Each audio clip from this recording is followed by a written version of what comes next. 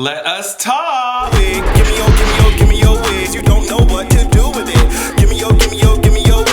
So let me tell you something. You had the whole weekend to recharge your batteries, to sit your ass down and do nothing, hopefully, and just relax and enjoy yourself. Now it's Monday. Maybe your job is stressing you out.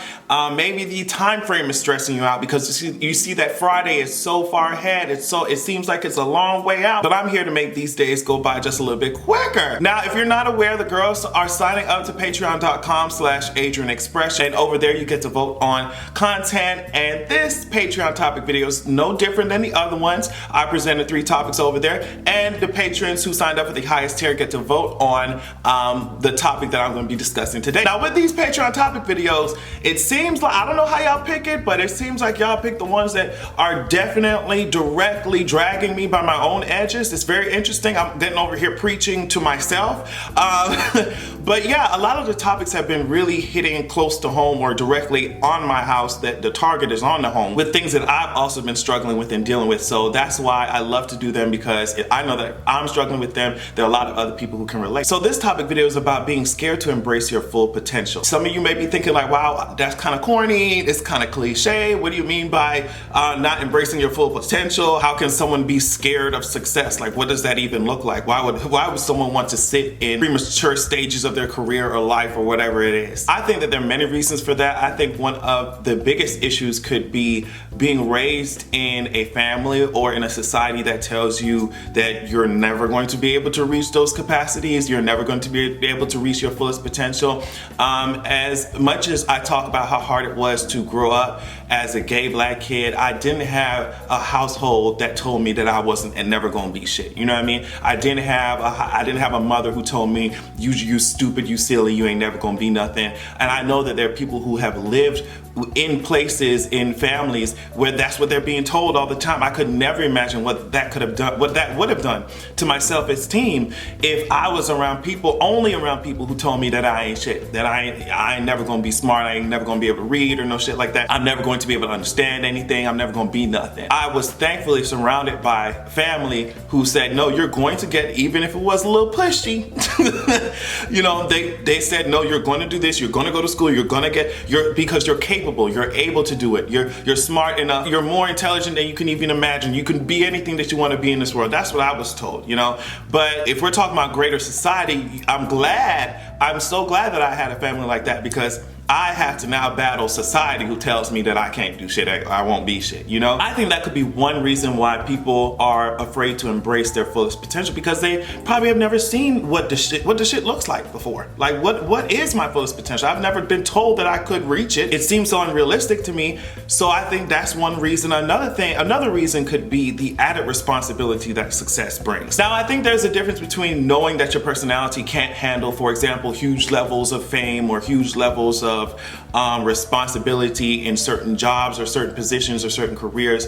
I could understand that. But if you're someone who actually wants to reach for those things, and you're letting the inevitable increase in accountability and responsibility of just prevent you from achieving your dreams and goals, that's when I think that you got to reevaluate and retrain yourself. And that, to me, is one of the most difficult things that you can do as a person who's striving for anything. Because if you're someone who's realistic, if you're someone who is looking at the facts, you will see that yes, more glory or more notoriety or more people will notice me the further along I get in whatever career, or it doesn't even have to be a career, just in whatever goal I'm setting. But there's a flip side to that. You know, fame and money and glory and all that shit is cute until it's time for you to sit down and figure out, like, hey, what does more money look like when it comes to me being responsible? Am I responsible with the money that I have right now?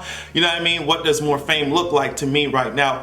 When it comes to responsibility and accountability, am I ready for that? What does more bullet points added on my job description look like when it comes to responsibility? If I'm striving for something else, what does that look like? And so I think a lot of times the fear of having to do more or be more keeps a lot of us us from achieving our fullest potential. But the thing is that we don't realize that we got to this point. That's why I had to keep telling myself, like, in every stage of life, you got to that point because you pushed yourself and you found a way to figure it out. You found a way to decipher whatever success means or whatever the added responsibility means to your life. So it's like, if you can go through your whole life doing that and pushing yourself forward, this next obstacle, it won't be as daunting if you just look back and see what you've done already. And I think what blurs our vision sometimes too is the fact that we internalize all these people's expectations, our parents' expectations, our family's expectations, society's expectations. We internalize all of that, and we let those expectations warp our view when it comes to defining what success looks like in our own life or looks like to us. Some of us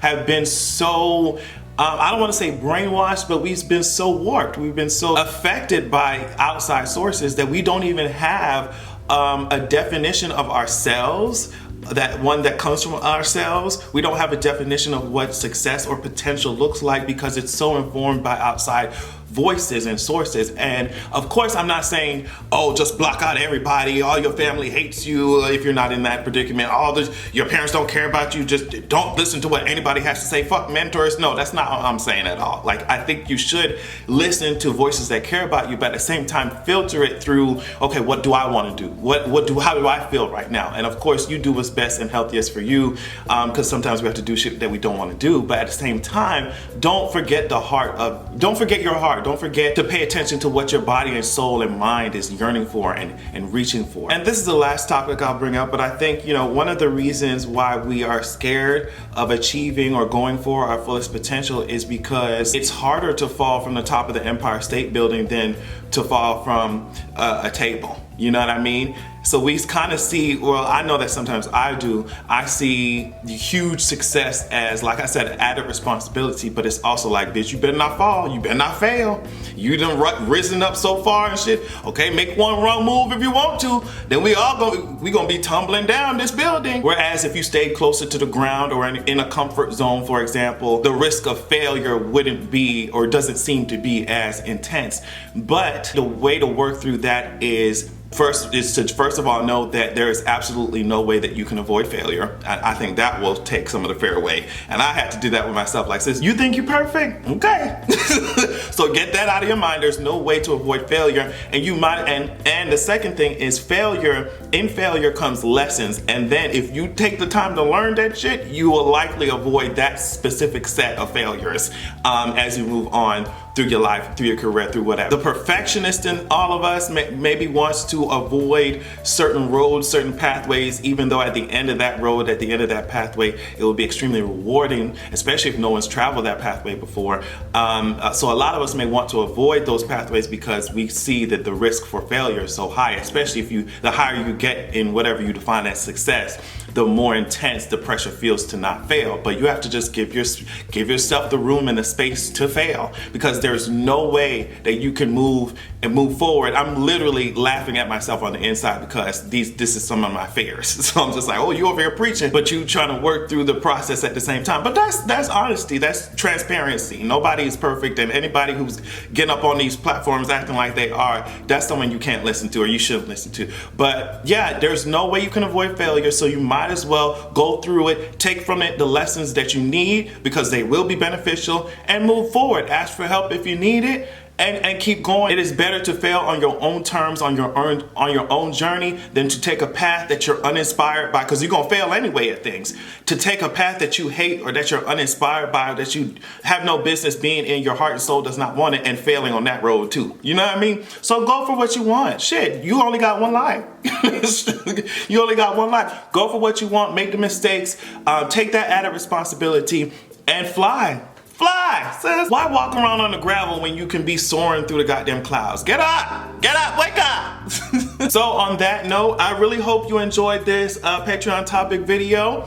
I really liked it. It's a reminder to me to keep my eyes on the prize, to keep my eyes open. But also, like I said, I want it to be inspirational, encouraging to all of you, because we're all going through something, all of us. We're all working through something. So being honest about that is the quickest way to get what you want out of life, in my opinion. I want to thank you all so much for watching. Remember, if you want to put your 2 cents in about these videos, you can go to patreon.com/AdrianExpression. Let me know. Love y'all so much, and make sure that you have a good goddamn evening.